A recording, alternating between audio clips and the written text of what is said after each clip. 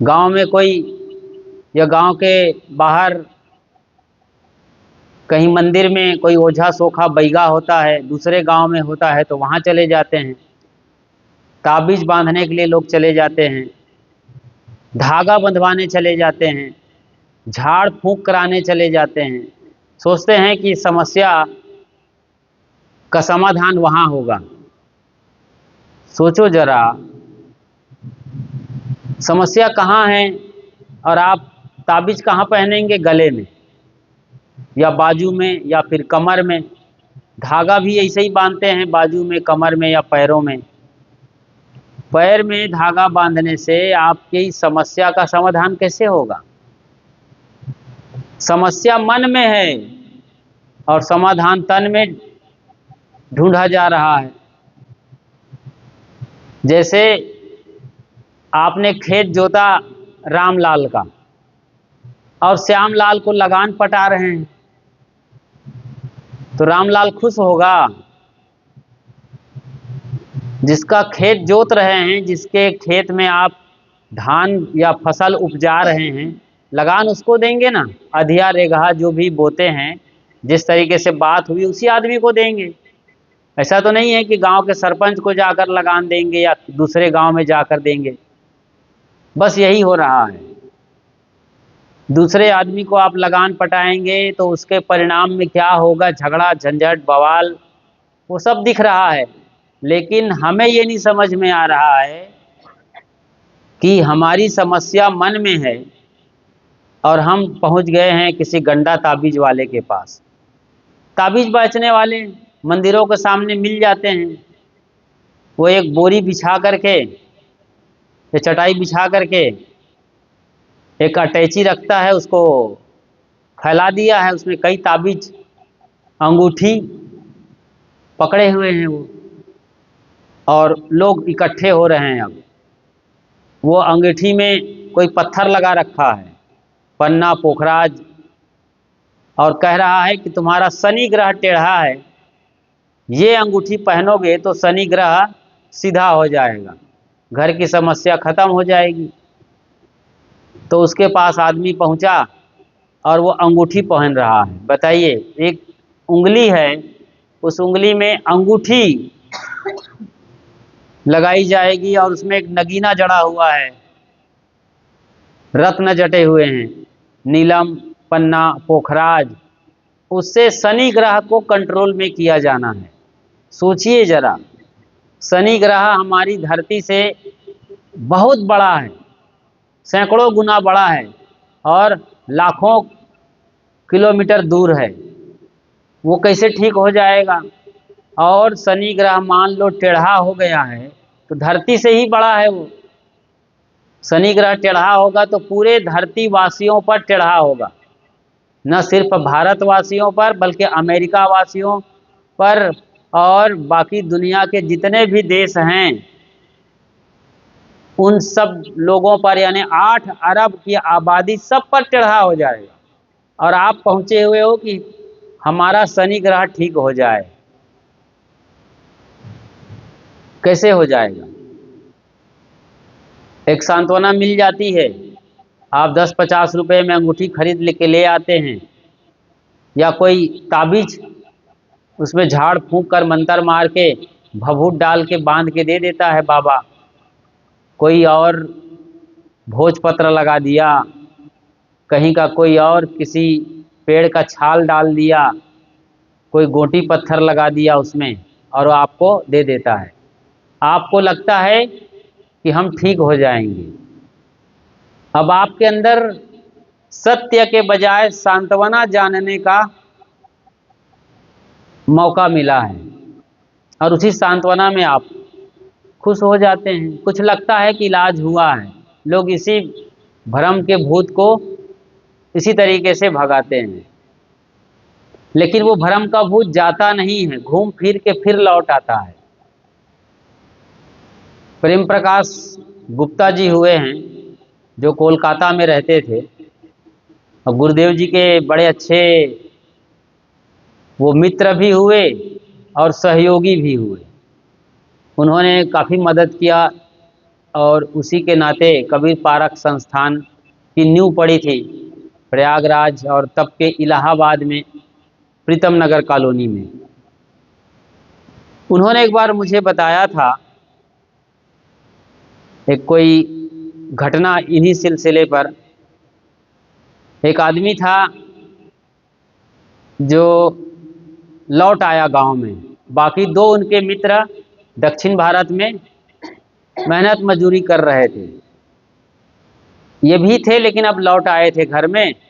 और इन तीनों ने एक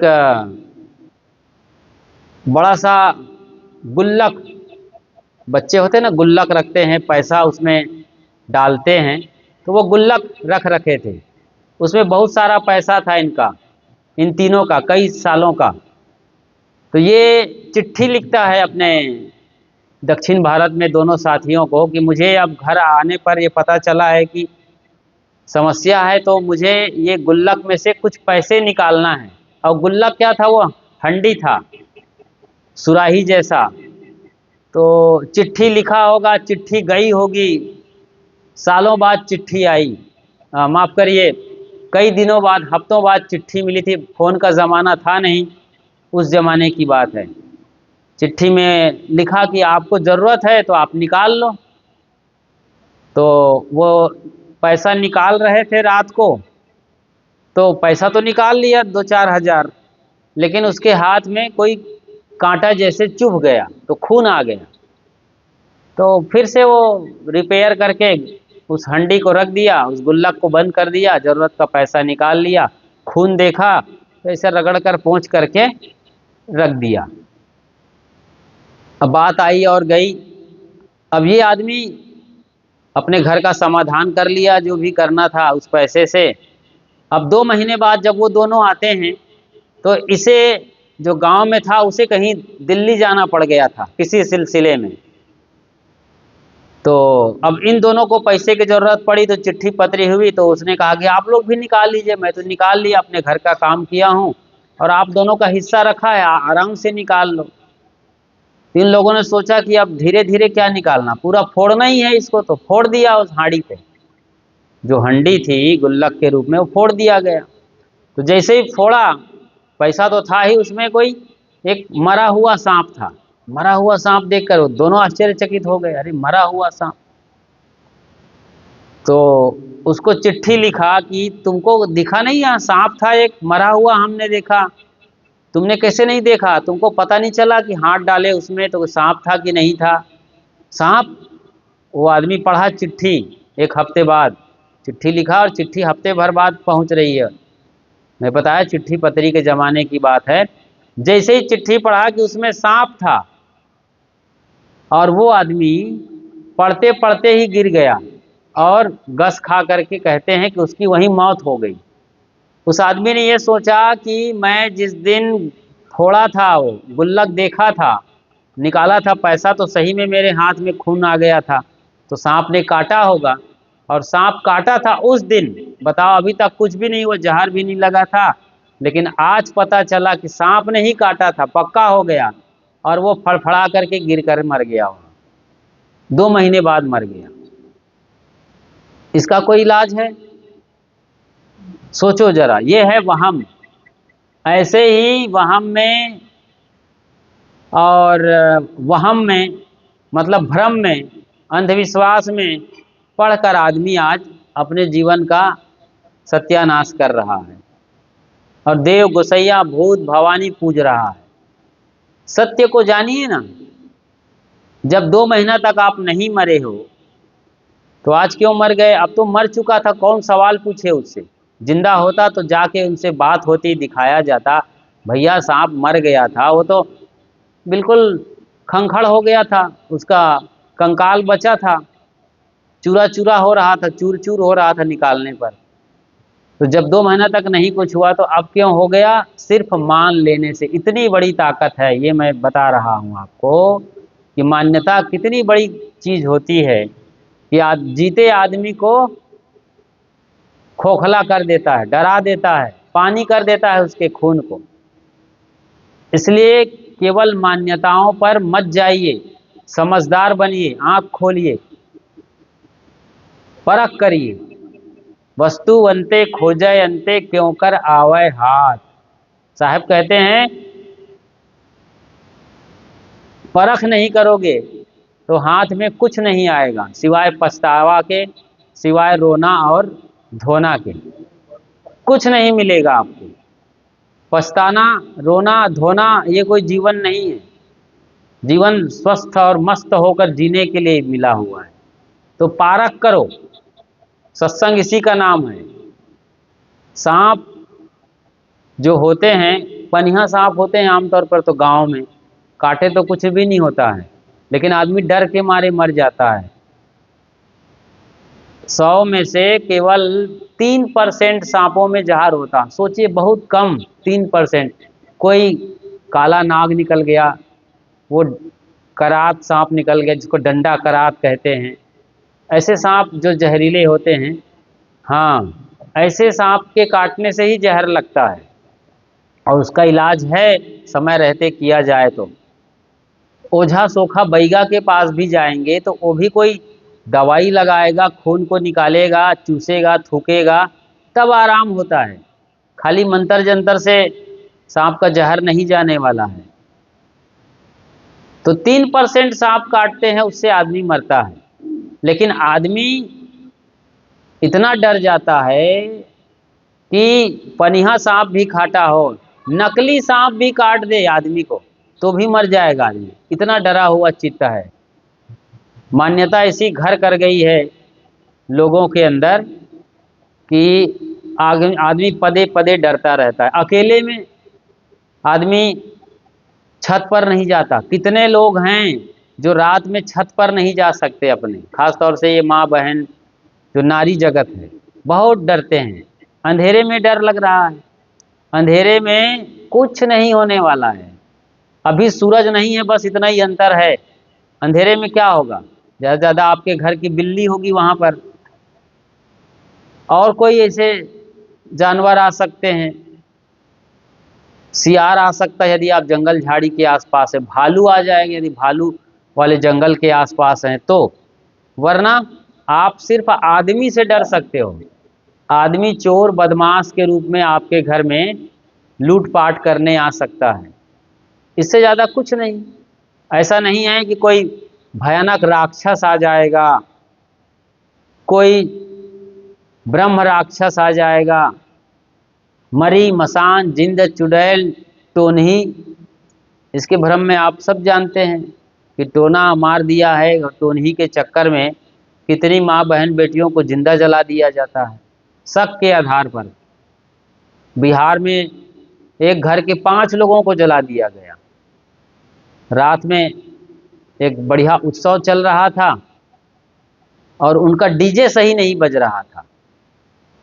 तो डीजे सही नहीं बजने के पीछे एक घर पर शक किया कि इन लोगों ने डीजे वाले बाजा को टोना मार दिया है, और इसी के आधार पर 5 लोगों को पकड़ लिया गया घर में जाकर और उनको मिट्टी तेल डाल के जिंदा जला दिया गया। ऐसे ऐसे लोग हैं। जबकि ये कोई एक इलेक्ट्रिकल माइंड वाला आदमी चाहिए था जो वायर वगैरह को ठीक कर देता, जहाँ खराबी थी उसको ठीक कर देता, उनका डीजे फिर बजना शुरू हो जाता, वो नाचते, वो गाते, जो भी करना था वो करते। मगर बस शक ऐसा है, रंजिश उतारना है, और लोग ऐसे ऐसे हरकत कर देते हैं, नहीं समझते हैं। पहले भी ये सब होता रहा है अलग अलग रूपों में, कि गांव के बाहर सहाड़ा देव होता था। साढ़ है ना, सहाड़ा गांव, मतलब आपका गांव का नाम सहाड़ा है। सहाड़ा शब्द साढ़ से ही बना है, जिसको गोल्लर कहते हैं। गोल्लर मतलब शिव का नंदी बैल, आप नादिया बैल कहते हैं, उसी की पूजा के लिए बना है। वो सहाड़ा देव के रूप में गांव के बाहर लोग खेत में कोई डीहा और ठीहा पर एक पत्थर गाड़ देंगे और उसी में लाल गुलाल वगैरह रंग पोत करके उसको बना देते हैं। वहाँ पर नारियल फोड़ते हैं, फिर वो मड़ई ले जाते हैं बांस पर लगा करके, बड़े बड़े झंडे, वहाँ रंग गुलाल पोतेंगे, नींबू काटेंगे, बकरा मुर्गी तक मार लेते हैं। ये मनौती मनाते हैं लोग कि गांव में अपशकुन ना हो, हमारा गांव सुरक्षित रहे, कोई प्रेत बाधा ना लगे, कोई भूत भवानी का चक्कर ना रहे, फसल बर्बाद ना हो, गांव के बच्चे सुरक्षित रहें, घर में गांव में सुख शांति रहे। बात तो बहुत बढ़िया है, गांव के भले के लिए, परिवार के खुशी और शांति के लिए किया जा रहा है, लेकिन केवल मान्यता है। भाई कोई रोग फैलेगा, जैसे पहले हैजा कालरा फैलता था, आधा गांव साफ हो जाता था, एक घर में कितने बच्चे मर जाते थे, इसलिए लोग पहले 10-15 बच्चे पैदा करते थे, कोई एक आध बचता था। विज्ञान नहीं था, इंजेक्शन नहीं था, दवाइयाँ नहीं थी, तो लोग बहुत मरते थे। अब इतने नहीं मरते हैं, उन चीज़ों से समाधान ढूंढ लिया जाता है। अभी आपने कोरोना में देखा, कोरोना में कोई काम आया? भूत भवानी, पूजा आरती, मंदिर, उल्टे सारे मंदिर बंद हो गए थे, मंदिर में जाना बंद हो गया, मंदिर में बड़े बड़े ताले लग गए, सारे भगवानों के ऊपर दवाई का छिड़काव हो रहा था, सैनिटाइजिंग हो रही थी, और बड़े बड़े पुजारी, देश के बड़े बड़े मंदिर, मस्जिद, चर्च, गिरजा घर, गुरुद्वारा के मुल्ला मौलवी, मुसलमानों के पंडित पुरोहित, हिंदुओं के पोप पादरी, ईसाइयों के, सब अपने अपने घर में आकर के चुपचाप बैठ गए थे, बस हाथ धोना, सैनिटाइजिंग करना और सांस लेना, यही जिंदगी का बचा हुआ था खेल। तो ऐसी बीमारियां फैल जाएंगी, तो उसको तुम बकरा काटो चाहे मुर्गी काटो, कोई फायदा नहीं है। हाँ, आदमी अपने जीभ के स्वाद के लिए, लालच के लिए ये सब करता है। मान्यता होती है, गांव में लोग होते हैं, आदिवासी लोग हैं जिन्हें गोंड कहा जाता रहा है, हलवा और इकोल भील, जिन्हें गंवार भी कह देते हैं लोग, हालांकि गंवार नहीं कहना चाहिए, लेकिन उनकी समझ इतनी है, ऐसी परंपराएं चल रही थी, वो आज भी चल रही है। स्वाइन फ्लू एक रोग है जो बकरा और मुर्गा और मुर्गी खाने से फैलता है, नहीं, सुअर खाने से, माफ करिए। बर्ड फ्लू आपने नाम सुना होगा, टीवी में आता है, समाचारों में आता है, मुर्गा और मुर्गी खाने से बर्ड फ्लू फैलता है। ऐसे ही स्वाइन फ्लू सुअर के खाने से फैलता है। अब लोग समझते नहीं हैं और भेड़ बकरियां मार रहे हैं, पुजवन दे रहे हैं। तो पारक ज्ञान क्या हुआ, सच्चा ज्ञान क्या हुआ? सही ढंग से देखना, सही ढंग से समझना और निर्णय करना। मन में रोग है और तन का इलाज किया जा रहा है। मन में मान्यताओं का रोग फैल गया है, धारणाओं का रोग फैल गया है। पिछले कई साल से परंपराएं चले, लोग विचार ही नहीं करते हैं, और ये मान्यताएं, ये परंपराएं देश काल परिस्थितियों में बदलती रहती हैं। अभी नई नई परंपराएं चल गई हैं, नए नए फैशन चल गए हैं। जैसे आपके इसी तरफ आपने देखा होगा, वो नीले और हरे रंग की साड़ी पहनते थे माता लोग, मोटी मोटी साड़ी, क्या कहते हैं उस साड़ी को? हाँ, जो भी हो, बिलासपुर वाली, बिलासपुरहीन लोग पहनते थे ना, इसी तरफ एकदम सूत की साड़ी, और उसमें आग भी लग जाए तो रगड़ दो तो आग वहीं बुझ जाए। लेकिन अभी जो फैशन चला है, ये गज्जी सिल्क का, टेरी काट का, टेरीलिन और पॉलिस्टर की साड़ी है, ये डामर से बनता है। ये साड़ियाँ डामर से बनती हैं और पिघलने वाली होती हैं, एक बार आग लग जाए तो हड्डी को भी पिघला दे। मोम है, प्लास्टिक है, डामर उसी से आया हुआ है। तो आप समझिए, ये फैशन बदलते रहते हैं, लेकिन समझ बदलनी चाहिए।